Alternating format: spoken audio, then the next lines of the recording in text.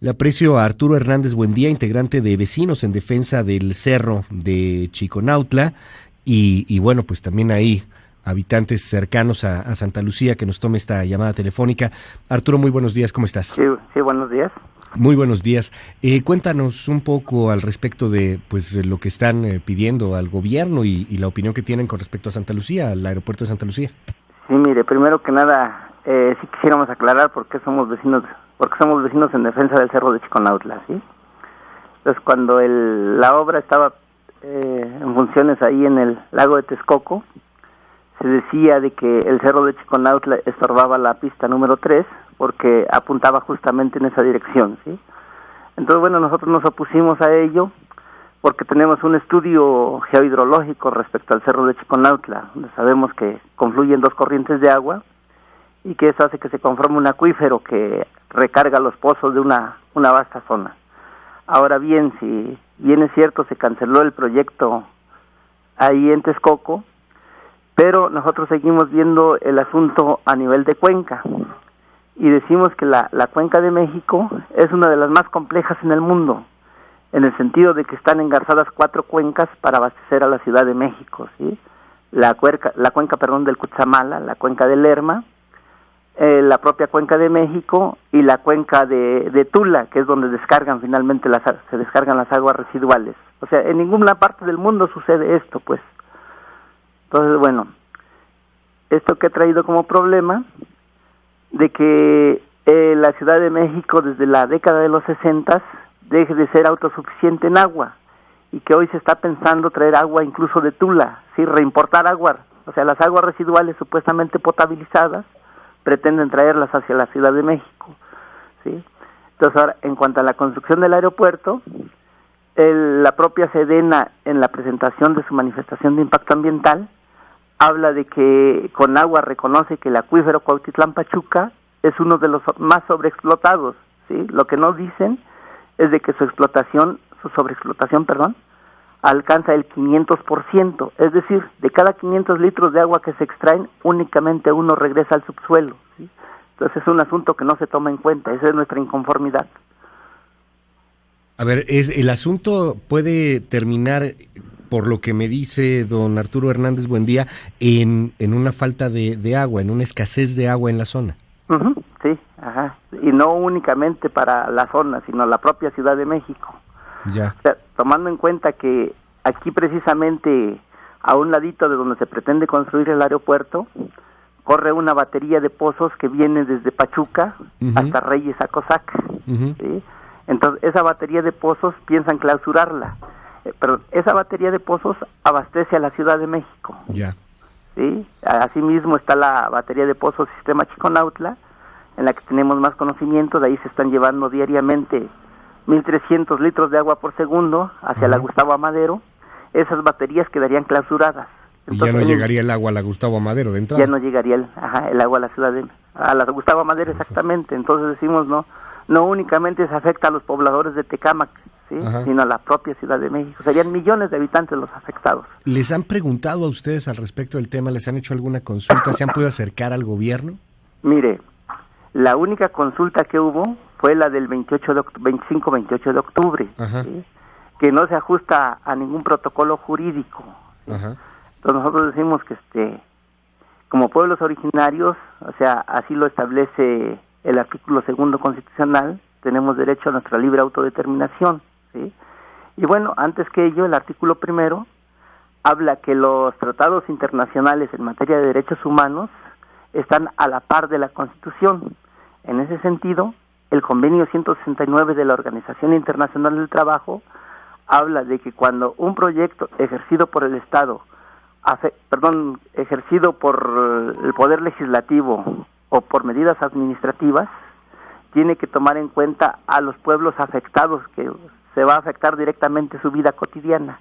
En ese sentido nos van a afectar directamente nuestra vida cotidiana y nunca se nos ha consultado, ¿sí? Conforme al convenio 169 de la Organización Internacional del Trabajo. Es una obligación del Estado hacerlo, ¿no? O sea, más allá de la consulta que hicieron en todo el país y todo este asunto, es una obligación que les hagan una consulta, y tengo entendido que además tiene que tener características muy particulares la consulta. Exacto. O sea, no es ahora sí que pongo unas boletas y ya, es una consulta que tiene que estar informada, en donde tiene que haber reuniones con ustedes, etcétera. Exacto, así es todo un protocolo, pues primero que nada se nos debe de informar sobre la necesidad de la realización del proyecto, ¿sí? Posteriormente se nos debe dejar que conforme a nuestros tiempos nos reunamos y decidamos como comunidades, ¿sí? Y bueno, o sea, primero que nada se nos debe de vertir toda la información de los beneficios, de los supuestos beneficios que va a traer y del impacto negativo que va a ocasionar, ¿sí? Entonces, la consulta pública no encaja en estos casos. Debe ser una consulta así, libre, previa e informada. Libre, previa e informada. En estos casos, si la obra empieza hoy realmente como lo dicen, ¿sí? ¿A dónde está la previedad?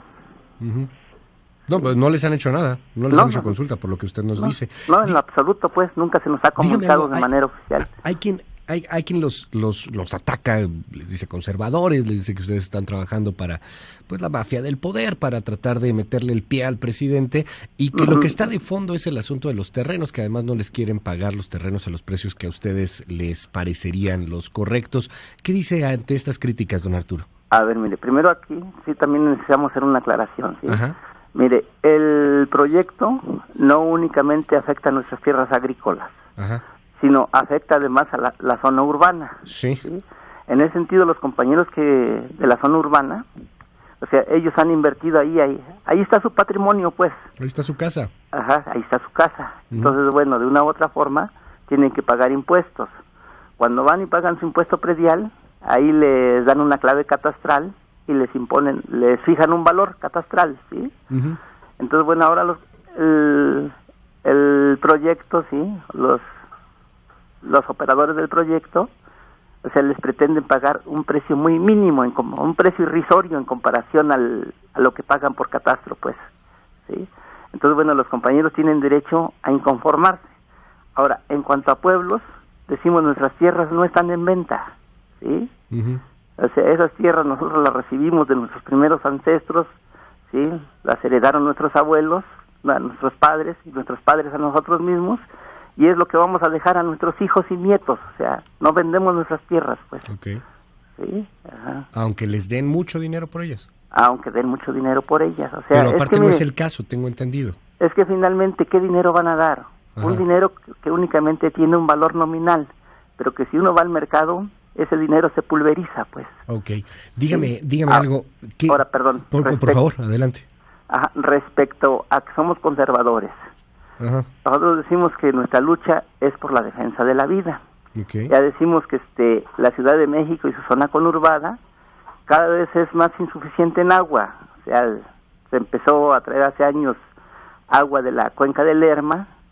Cuando esa fue insuficiente, se vinieron para este lado con el plan de acción inmediata, que es la batería de pozos que hablaba yo hace rato, ¿sí? Complementada con ello la batería de pozos del sistema Chiconautla.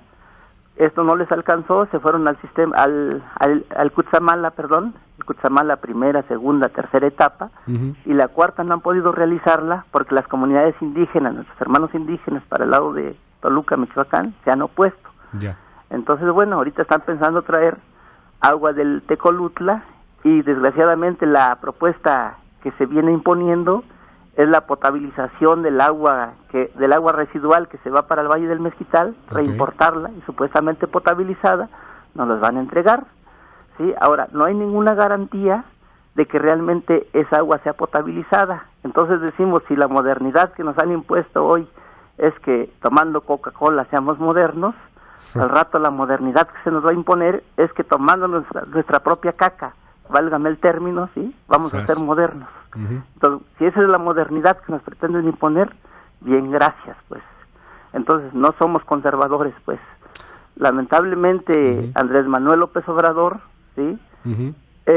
A quien se opone a su proyecto de manera irracional, la única forma que encuentra de descalificarnos es diciendo que somos conservadores, ¿sí? Y que tenemos intereses particulares.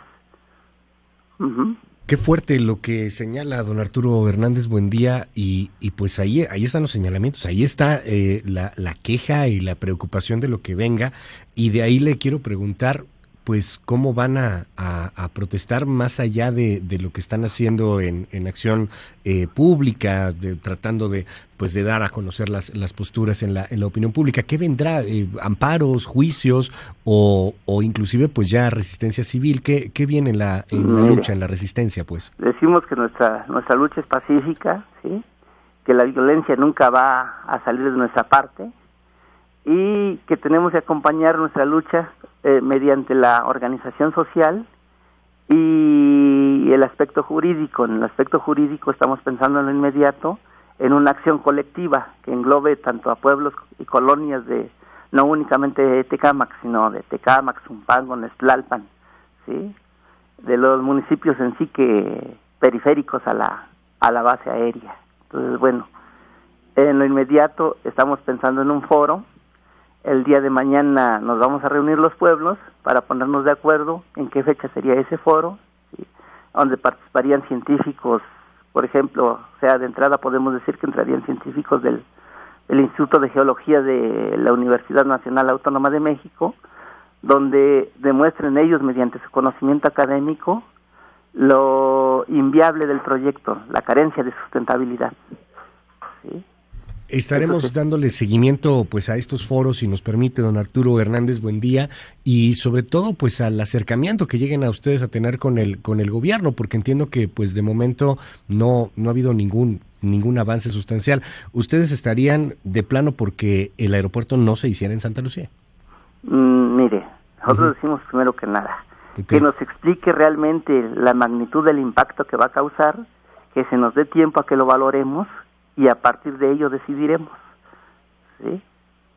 Entonces, claro, no es de momento no es una negativa rotunda, o sea, no queremos caer en la irracionalidad, pero también si esto va a atentar diametralmente contra nuestra vida cotidiana, pues creemos que cualquier especie, sí, con vida se irritaría ante ello, pues. ¿Sí? En este caso nosotros, claro, como seres racionales, ¿sí? Estamos en nuestro absoluto derecho, sí, nuestro soberano derecho, de oponernos hasta donde sea necesario, pues. Le aprecio mucho que me haya tomado la llamada telefónica, don Arturo Hernández Buendía, integrante de Vecinos en Defensa del Cerro de Chiconautla, y estamos en comunicación, si nos permite. Ok, muchas gracias por el espacio que nos dan, sí. Y bueno, queremos ser objetivos, no somos irracionales, no somos conservadores, nuestra lucha es por la defensa de la vida, y no estamos dispuestos a tomarnos nuestros propios excrementos para seguir esa modernidad que nos pretenden imponer. Le aprecio mucho la comunicación. Muy buenos días, don Arturo. Vale, muchas gracias.